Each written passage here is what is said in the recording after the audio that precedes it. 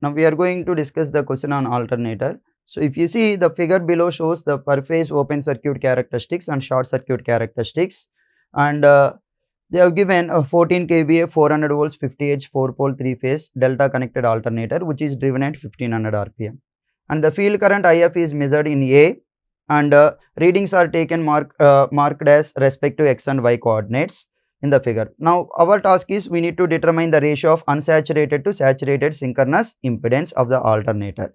Now here, as we know, whether it is a saturated or unsaturated synchronous impedance, the basic formula for synchronous impedance is open circuit voltage by short circuit current, provided the field current should be constant. For a given field current or constant field current, we need to determine the ratio of open circuit voltage by short circuit current. So we need to determine under unsaturated condition and after that saturated condition, and take the ratio of those two values to get the ratio of unsaturated synchronous impedance to saturated synchronous impedance. Let me take, this is the region which is unsaturated for open circuit characteristics, and these are my saturated characteristics which are anyway linear.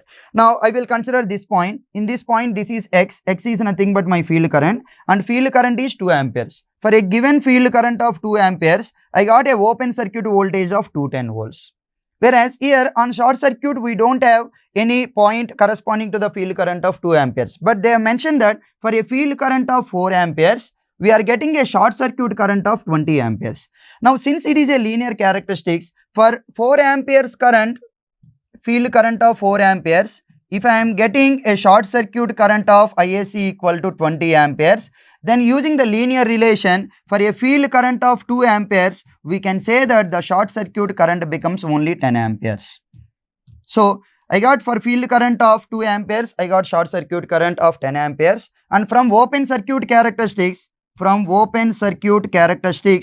field current of 2 amperes, I got open circuit voltage VOC of 210 volts. Now we can easily calculate the synchronous impedance under unsaturated region. If you calculate under unsaturated region, open circuit voltage is 210 divided by short circuit current is 10 for a given field current of 2 amperes. If you do the simplification, you are going to get 21 ohms. Now next step is we need to calculate the synchronous impedance under saturated region. Now if you see under saturated region, this is my saturated region where for a field current of 8 amperes, they have mentioned that open circuit voltage of 400 volts. But if you project this or extrapolate this curve in this way, for a field current of 4 amperes, if you are getting 20 amperes short circuit current, then for a field current of 8 amperes, my short circuit current becomes 2 times you will get. So that means if I write that one, for a field current of 4 amperes, if I am getting a short circuit current of 20 amperes, from the linear relation for a field current of 8 amperes, we are going to get a short circuit current of 2 times of this one, which is equal to 40 amperes.